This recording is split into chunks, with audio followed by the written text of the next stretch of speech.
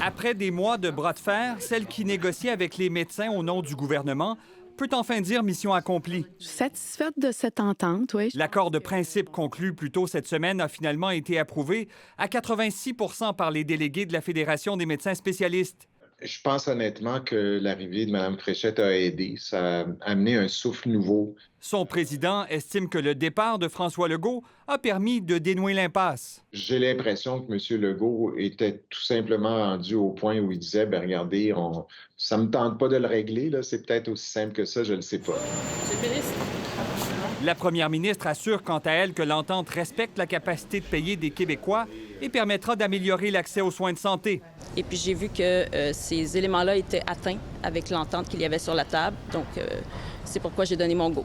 En fait, le gouvernement accorde une hausse de rémunération de 9 sur 5 ans aux médecins spécialistes qui pourront obtenir une augmentation supplémentaire de 2 s'ils atteignent un certain nombre d'objectifs.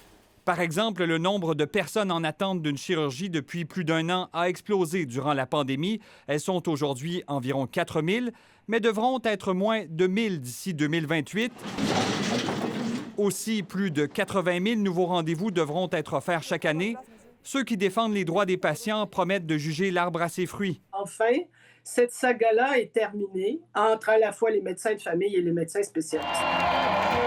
Un conflit parfois acrimonieux, réglé au bout de 3 ans de négociations. On aurait pu conclure sans tous ces prises de bec, ces psychodrames. Là, on recommence sur des nouvelles bases. Donc, en échange des cibles de performance imposées aux médecins spécialistes, le gouvernement investira 170 millions de dollars par année, entre autres pour ouvrir davantage de blocs opératoires, ce qu'on présente comme des compromis qui permettent aujourd'hui aux deux parties de tourner la page. Ici Sébastien Desrosiers, Radio-Canada, Québec.